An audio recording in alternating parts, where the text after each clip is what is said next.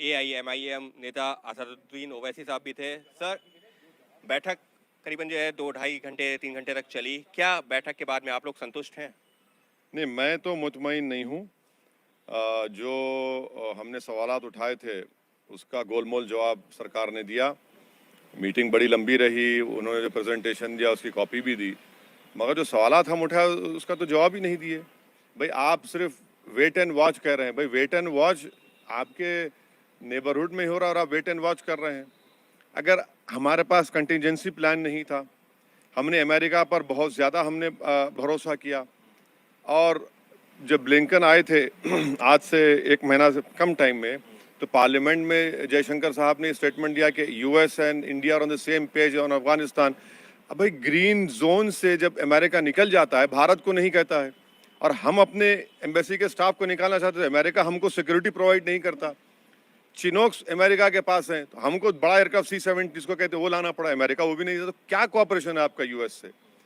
और फिर अगर आप सैंक्शन कमेटी का चेयरमैन भारत है, तो तालिबान के 100 लीडर को डेजिग्नेटेड टेररिस्ट करार दे दिया गया है, तो क्या भारत उनको डिडेजिग्नेट करेगा?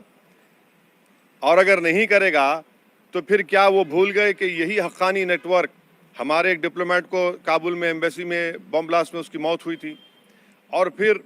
और अगर नहीं करते तो फिर आप यूएपीए में करेंगे क्या? यूएपीए लॉ में टेररिस्ट ऑर्गन करते हैं।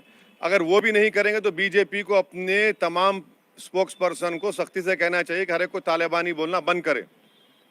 मैं ये पॉइंट उठाया हूँ तो अब ये इसका जवाब नहीं है। और लॉन्ग टर्म वीज़ा आपने कैंसिल कर दिया, ई वीज़ा के लिए देरी हो रही।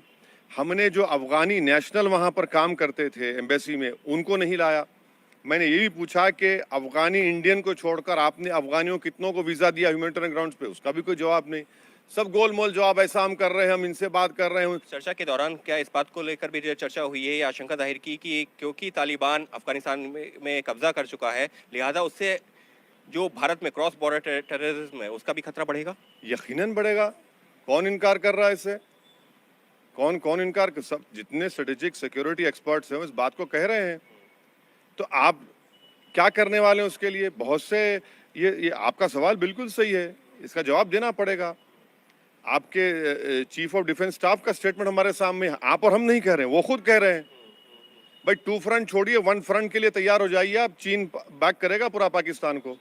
तो ये तो है ना, ये सब तब्दीलियां होंगी और इस पे देखिए क्या होता है।